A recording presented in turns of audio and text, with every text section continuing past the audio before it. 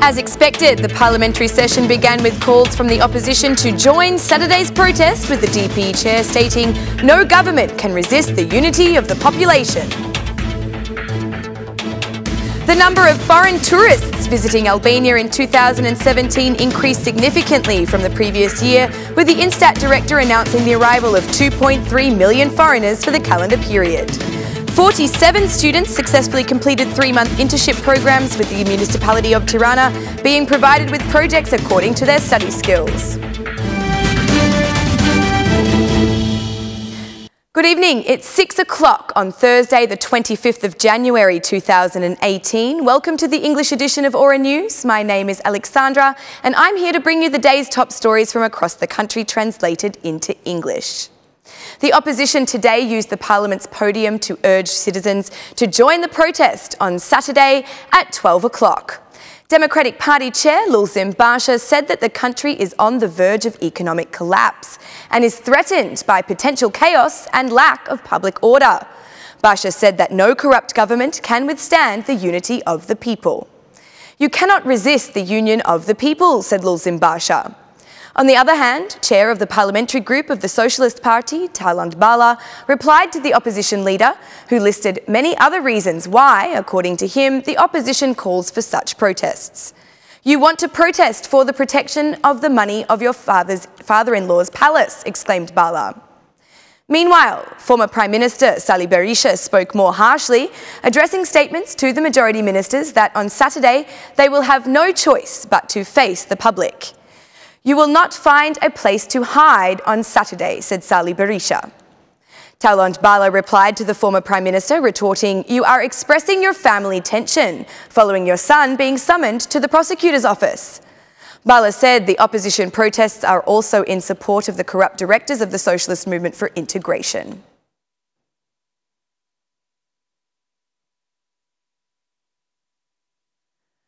Former President of Albania, Bujar Nishani, considers the January 27th protest as an opportunity for citizens to express dissatisfaction with the government. The January 27th protest goes beyond the political dimension, advised Nishani. Speaking with Aura News, the former president expressed his concern about the dangers of integration, as well as the lack of political dialogue. Nishani threw darts at the majority, accusing them of using justice reform to capture the system, as their efforts started as early as 2014. The Socialist Party has been trying to capture the justice system since 2014, said Bujar Nishani. In a display of his modesty, Bujar Nishani was reserved when asked to give advice to his descendant, Ilir Meta, but demanded that the institution of president be more respected.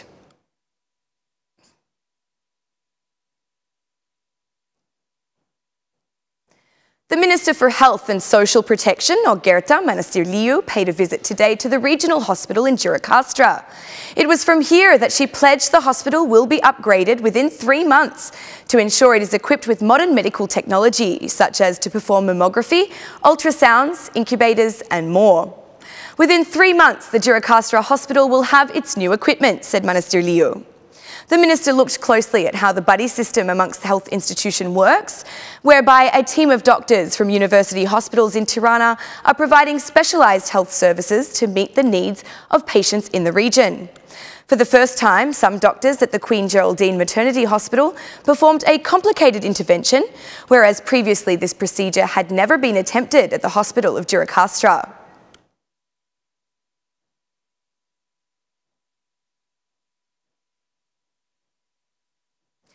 $2.3 million foreigners have entered Albania for tourism purposes during 2017.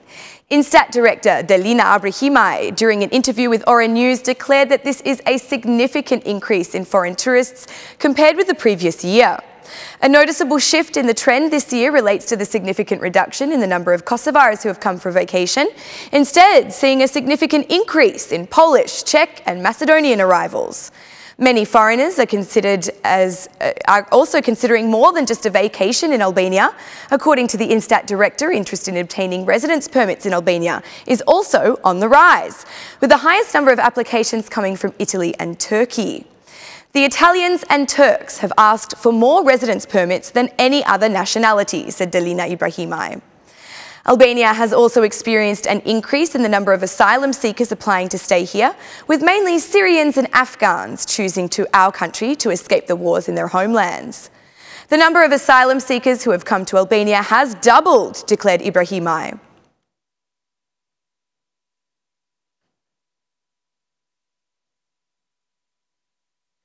Instances of being affected by cold and flu have been increasing significantly over the past 2 weeks in Albania, mainly caused by influenza types A and B.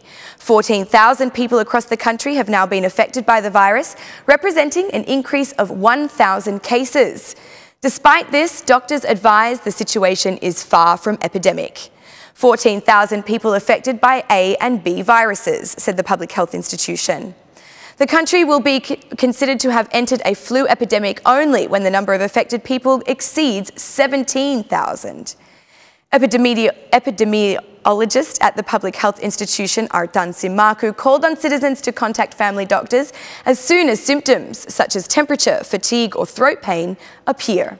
The country is not experiencing a flu epidemic. The situation is calm. When symptoms appear, contact your family doctor, outlined Simaku. In addition to concerns over the flu situation, the number of persons affected by measles continues to increase. The PHI officially reports 27 affected persons after confirming samples analysed, while there is no doubt that unconfirmed cases are far more numerous.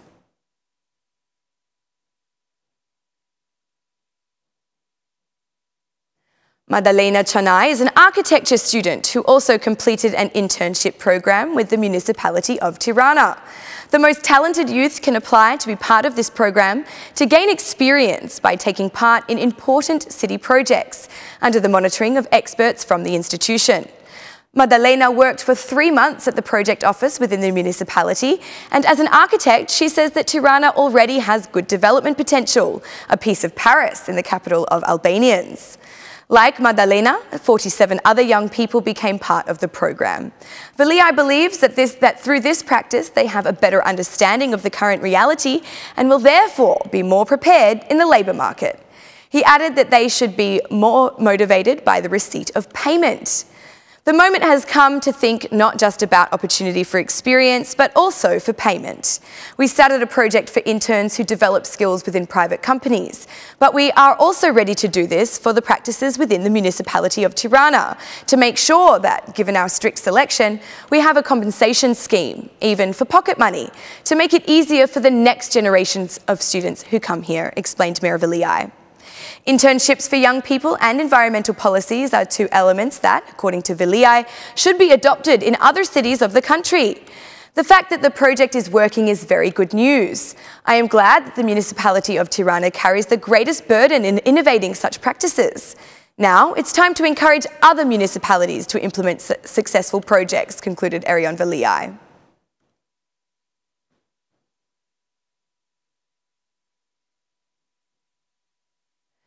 The German embassy has donated electronic equipment for the digitisation of state intelligence archives. 2 document scanners, a microfilm scanner, a microfilm reader, as well as 10 tables are being donated by the German embassy, which will help to digitise and archive state files. According to the German ambassador, Susanne Schutz, the contribution of these devices would help Albania to make the connection between archives of the past regime faster and simpler. We therefore wish to give our contribution to the opening of these files, not only for affected persons and their relatives, but even for researchers and the public concerned on issues moving forward. Their processing, as well as the linking with other archives from the past regime, will become simpler, said Schutz. Director of Information Authority, Genta Sula, expressed gratitude to the German embassy, considering the donation of the equipment as an important step in serving democracy and truth. We needed these readers to better understand the content of these microfilms, as paper files may always be exposed to dangers. Microfilms are always a guarantee, an extra copy, a very valuable source of information. Your help is very precious, and we thank you very much, said Sula. The German ambassador gave assurances that Germany will always stand beside Albania in the objective re-evaluation of history.